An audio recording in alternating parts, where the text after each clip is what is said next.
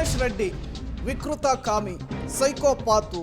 ಈತ ಪರಪ್ಪನ ಅಗ್ರಹಾರದಲ್ಲಿ ರಾಜಾತಿಥ್ಯವನ್ನು ಪಡಿತಾ ಇದ್ದಾನೆ.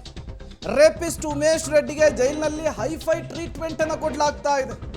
ಜೈಲಾಧಿಕಾರಿಗಳಿಂದ ಉಮೇಶ್ ರೆಡ್ಡಿಗೆ ರಾಜಾತಿಥ್ಯ. ಜೈಲಿನಲ್ಲಿ ವಿಕೃತ ಕಾಮಿ ಉಮೇಶ್ ರೆಡ್ಡಿ ಬಿಂದಾಸ್ ಆಗಿ ಲೈಫ್ ಅನ್ನ ಲೀಡ್ ಮಾಡ್ತಿದ್ದಾನೆ. ಉಮೇಶ್ ರೆಡ್ಡಿ ಕೈಯಲ್ಲಿ ಎರಡೆರಡು ಸ್ಮಾರ್ಟ್ ಫೋನು, ಸೆಲ್ನ ಒಳಗಡೆ ಟಿವಿ, ಇನ್ನೇನು ಬೇಕು? ಜೈಲೇ ಸ್ವರ್ಗ ಆಗಿ ಹೋಗಿದೆ.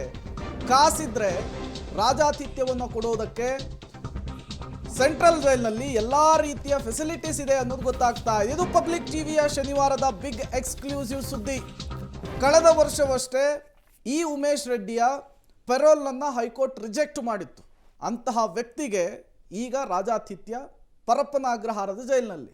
ನೋಡಿ, ನೀವು ಗಮನಿಸ್ತಾ ಇದ್ದೀರಿ, ಹಿಂದ್ಗಡೆ ಟಿವಿ, ಕಿವಿಯಲ್ಲಿ ಫೋನು, ಎದುರುಗಡೆ ಆಂಡ್ರಾಯ್ಡ್ ಫೋನು, ಇಷ್ಟೆಲ್ಲ ರಾಜಾತಿಥ್ಯ ಸಿಗ್ತಾ ಇದೆ ಅನ್ನೋದಾದ್ಮೇಲೆ ಹೊರಗೆ ಯಾಕೆ ಬರಬೇಕು ಅಂತ ಹೇಳಿ, ಅದಾದ್ಮೇಲೆ ಪರಪ್ಪನ ಅಗ್ರಹಾರದ ಜೈಲು ಅಂತೇಳಿ ಹೆಸರನ್ನೇ ಬದಲಿಸ್ಬಿಡ್ಬೇಕು ಅನ್ನುವಂತಹ ಕೂಗು ಕೂಡ ಕೇಳಿ ಬರ್ತಾ ಇದೆ.